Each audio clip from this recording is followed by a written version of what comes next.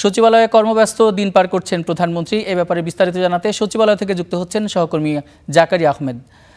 জাকারিয়া, প্রধানমন্ত্রীর আজকের কি কি কর্মসূচি রয়েছে এবং পূর্ববর্তী যে কর্মসূচি নেওয়া হয়েছিল সেগুলোর আপডেট জানাবেন। ইমন, আপনাকে ধন্যবাদ।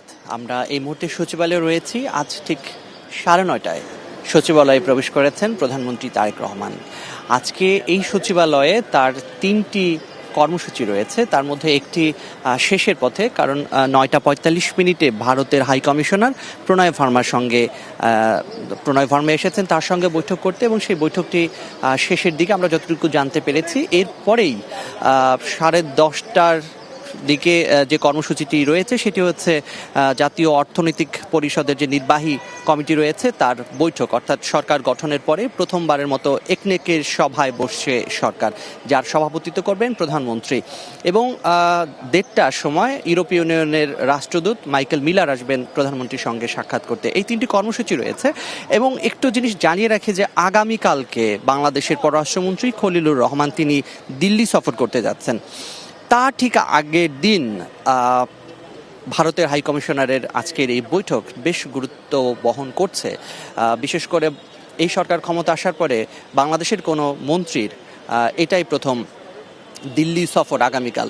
এবং সেই দিল্লি সফরে বাংলাদেশের পররাষ্ট্রমন্ত্রী ভারতের যে পররাষ্ট্রমন্ত্রী এস জয়শঙ্কর তার সঙ্গে বৈঠক করবেন, এবং এই বৈঠকে বাংলাদেশের সঙ্গে ভারতের যে সম্পর্কের অবস্থান সেটি বোঝার চেষ্টা করা হবে, এবং পাশাপাশি দুই দেশের পারস্পরিক সম্পর্ক, দ্বিপাক্ষিক যে বাণিজ্যিক সম্পর্ক, কিংবা দুই দেশের যে অভিন্ন নদীর যে চুক্তিগুলো রয়েছে, সমস্যাগুলো রয়েছে, সেগুলো সমাধানকল্পে, অর্থাৎ দুই দেশের পারস্পরিক সম্পর্কের ভবিষ্যৎ কি হবে সেটি জানা, বোঝা, এবং সেই ব্যাপারগুলোই হয়তো উঠে আসবে এই যে বৈঠক হচ্ছে তার মধ্য দিয়ে।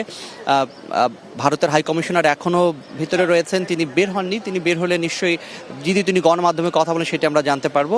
আর এরপরে যে একনেকের যে সভা রয়েছে সেখানে 17টি প্রকল্প আজকে এখানে অনুমোদনের জন্য তোলা হবে। তার মধ্যে 9টি একেবারেই নতুন প্রকল্প, এবং যেটি আমরা জানতে পেরেছি যে এই প্রকল্পগুলোর বেশিরভাগের মধ্যেই রয়েছে যে গ্রামীণ বা আঞ্চলিক যে অবকাঠামোগত উন্নয়ন, সামাজিক উন্নয়ন, সেই বিষয়গুলো এখানে প্রাধান্য পাবে। বিশেষ করে শিশু মাতৃস্বাস্থ্য থেকে শুরু করে তরুণদের যে বেকার সমস্যা, কর্মসংস্থান সৃষ্টি, সেই বিষয়গুলো এখানে প্রাধান্য পাবে বলে আমরা জানতে পেরেছি।